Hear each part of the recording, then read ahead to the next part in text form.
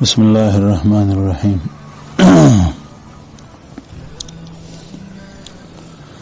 وعن سير بن عمرو رحمه الله قال كان عمر بن الخطاب رضي الله عنه إذا أتى عليه أمداد أهل اليمن سألهم.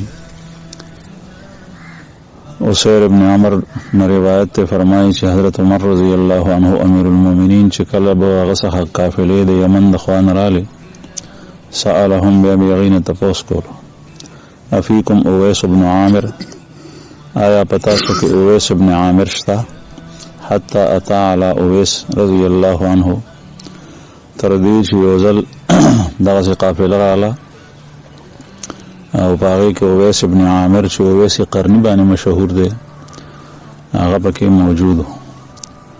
فقال له انت اویس بن عامر، نو حضرت عمر رضی اللہ عنہ امیر المؤمنین ته تپوس کوي چې ته اویس یې؟ قال نعم، وی چې او.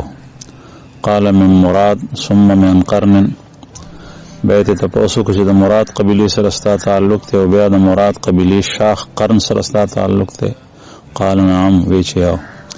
قال فکان بک برص، بیا حضرت عمر رضی اللہ عنہ امیر المؤمنین ورته فرمایي چې تا باندې لغونې برګې مرض و په سرمن باندې د سپینوالي، فبرأت منه الا موضع درهم، هغه د الله په فضل سره ښه شو، په هغې کې د یو درهم مقدار ځای شته؟ قال نعم، وی چې او. قال لك والدة، بیا ورته امیر المؤمنین وی چې ستا مور هم شته دی؟ قال نعم، وی او.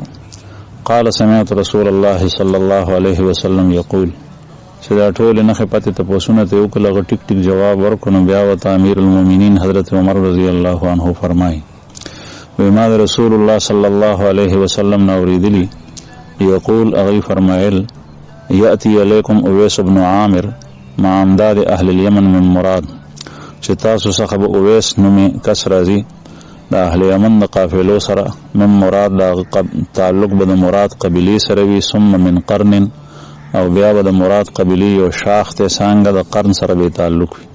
کان به برس، او رسول الله صلی الله علیه وسلم دا مو فرمایل چې هغه باندې برګې مرض دی برس، فبرأ منه الا موضع درهم، هغه اوس ټول ښه شوی دی خو سوا د یو درهم مقدار د ځای نه چې دا نښه پې شته.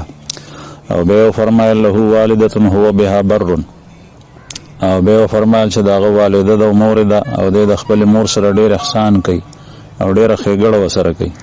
لو اقسم علی الله لابره، او دغه کس که چېرې په الله باندې قسم اخري نو الله جل جلاله په خپل قسم کې بری کوي. که په الله باندې قسم اخري نو الله پاک په خپل قسم کې بری کوي. بعضې بندگان د الله جل جلاله داسې وي خلکو ته پته نه لګي، خو الله پاک ته هغه بنده دومره محبوب وي چې کله هغه څه خبره وکړي نو هغه الله پوره کوي، او چې کله په الله باندې قسم اخري نو هغه الله جل جلاله په هغې قسم کې بری کوي او چاته ملامته کوي نه. لکه تاسو به اورېدلي وي حضرت خالد ابن ولید رضی الله عنه یو ځل د فارس د لښکر سره جنګېدو او د هغه سره اول مذاکرات کول، خبرې اترې، او خالد ابن ولید مشهور صحابي دی، ټول نوم اورېدلی دی. نو هغه فارسي جرنیل سره چې خبرې کولې نو د هغه په لاس کې یو شیشې و بوتلو، نو حضرت خالد ابن ولید رضی الله عنه ته تپوس کوي چې دا څه شی دی؟ وایي چې دا زهر دی، او داسې زهر دی چې دا څنګه خوله کې واچوي نو هغه ساعت سړی مري. وایي په دې څه کې؟ وایي دا مې ځکه ځان سره راوړي دي که چېرې ستا د طرف نه زه خطره محسوس کړم او ته ما نه څه خبرې د راز وباسې نو زه به دا وخورم او ځان به مړ کړم. نو خالد ابن ولید رضی الله عنه ورته فرمایي چې مرګ د الله جل جلاله په لاس کې دی، چې الله پاک سړی نه مړ کوي نو په ظاهرو نه مري. بیا وایي چې دا شیشې راکړه، هغه یې ترې واغېسته او هغه یې اوسکل، او خالد ابن ولید رضی الله عنه نه بیمار شو نه بېهوشه شو، پرکاله شو نه مړ شو. نو کله داسې وي، اوس دغه وخت کې سړی حیران شي چې داسې زهریلا زهر وي دومره خطرناک، او بیا سړی د هغې نه څنګه بچ شو؟ نو هغه دا ده چې کله د الله نیک بنده په الله جل یو خبره وکړي او کله په هغې باندې قسم ومخوري نو الله پاک په هغې خپل قسم کې بری کوي، بل ته یې ملامته نه راولي. نو دا د اویس قرنی رضی الله عنه رحمه الله مبارک نبی کریم صلی الله علیه وسلم فرمایي چې دام داسې کس دی لو اقسم علی الله لا بر فإن استطعت ان يستغفر لك ففعل. حضرت عمر رضی الله عنه ته پیغمبر علیه السلام دا فرمایلی بیا عمر صاحب دا واقعه بیانوي چې ماته نبی کریم صلی الله علیه وسلم فرمایل کچری تاسو نه دا کې دی شي چې د تا د لپاره استغفار وغواړي نو داسې وکړه، یعنی ته د توای چې ماته د مغفرت سوال وکړه الله نه. فاستغفر لي. نو حضرت عمر رضی الله عنه وتوی چې خوس ماته استغفار د الله پاک نه د ګناه بخنه وغواړه. فاستغفر له. نو ویس رحمه الله وتا مغفرت سوال وکړه.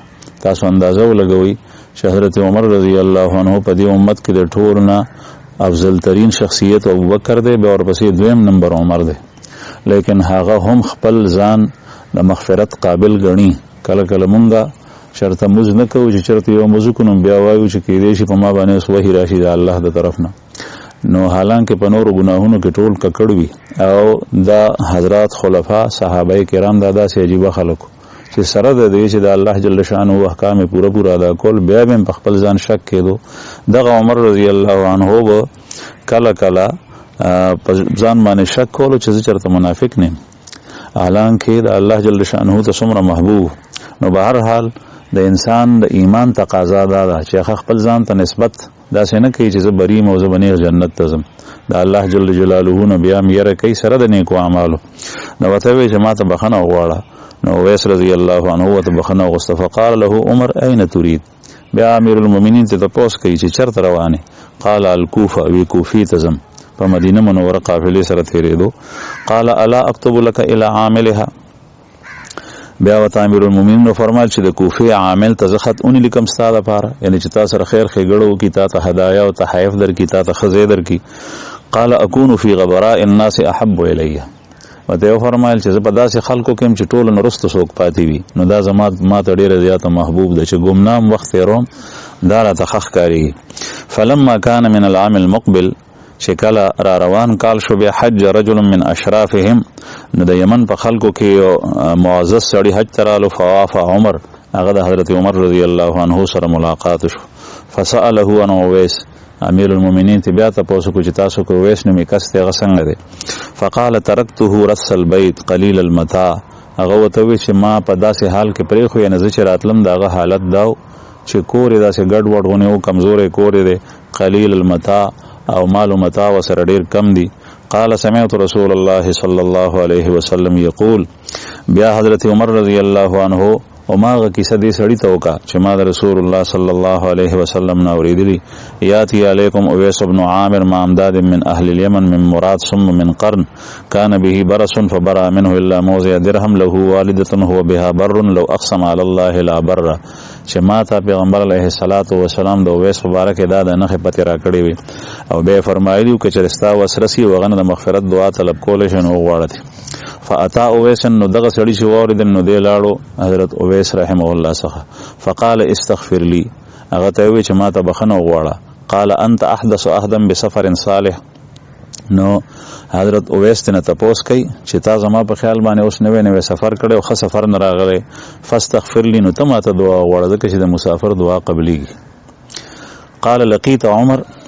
بیا ته تاسو کو چې ته حضرت عمر رضی الله عنه سره غونې ملاو شوی ځکه چې اویس ته پته و چې د خبرې پته د عمر نه علاوه بل چاته نشته دی. بیا سره خو د ملاقات نه دی شوی. قال نعم. دې سړی وته وی چې او فاستغفر له.